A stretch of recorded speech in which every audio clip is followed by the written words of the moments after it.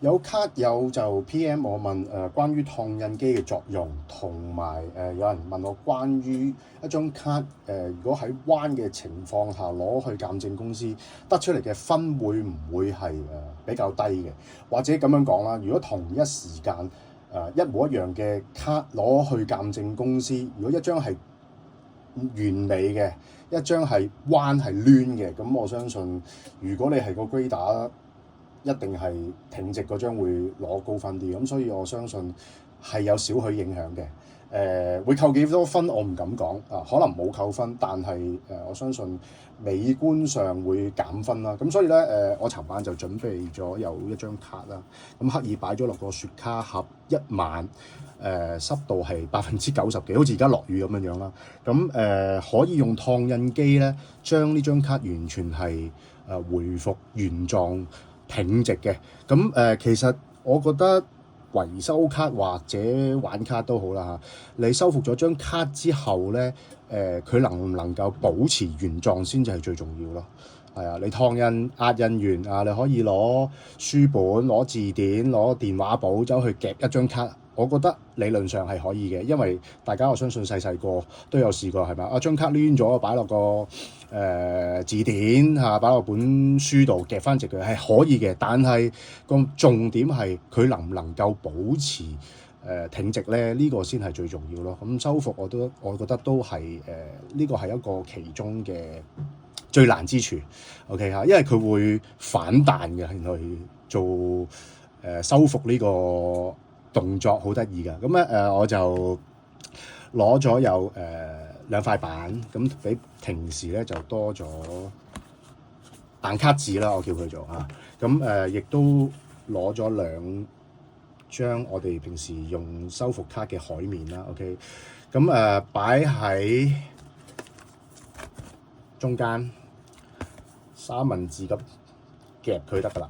OK， 一定要有4塊嚇。OK，咁溫度咧唔可以超過80度，因為如果超過80度咧，海綿係會變形嘅，會揦到縮咗一嚿，好似啲膠溶咗咁樣嘅。咁所以咧我哋校72至73度左右。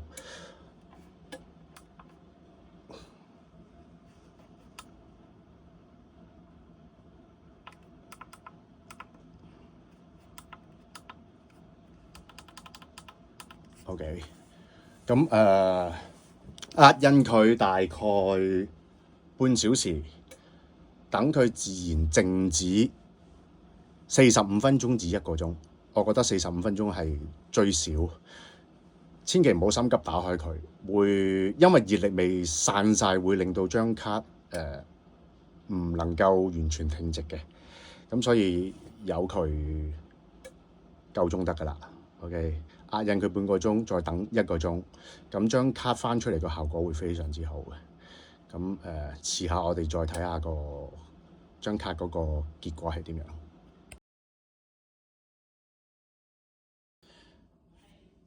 翻嚟啦，尋晚就用咗半個鐘頭時間去燙印張卡啦，咁亦都靜止咗1晚。實際上係唔需要咁耐嘅，只要張卡個熱力完全散晒，咁張卡其實個狀態非常之好。咁我哋可以睇一睇。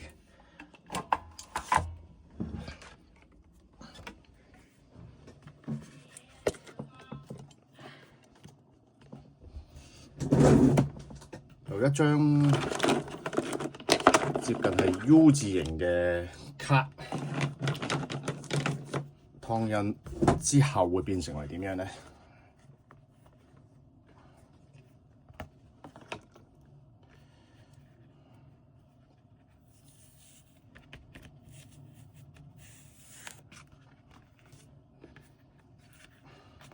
情況就係咁樣啦。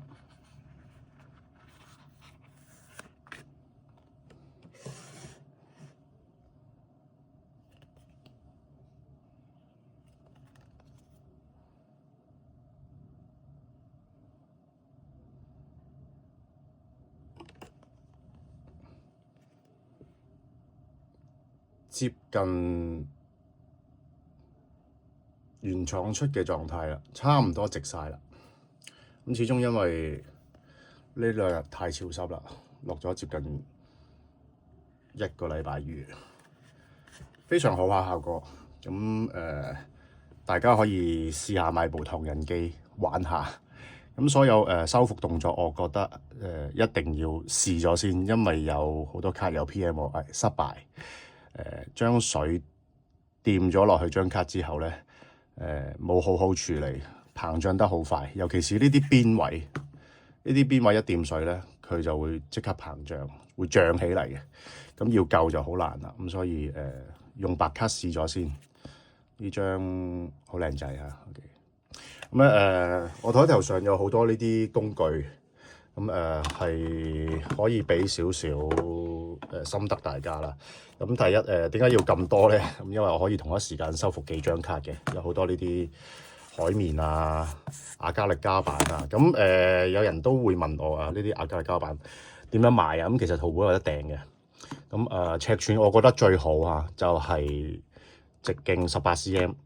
咁啊，剛好可以包住成張卡，亦都令到呢啲夾嗰個位置係擺得最好嘅角度同狀態嚇。咁3mm 厚亞加力膠板 ，OK。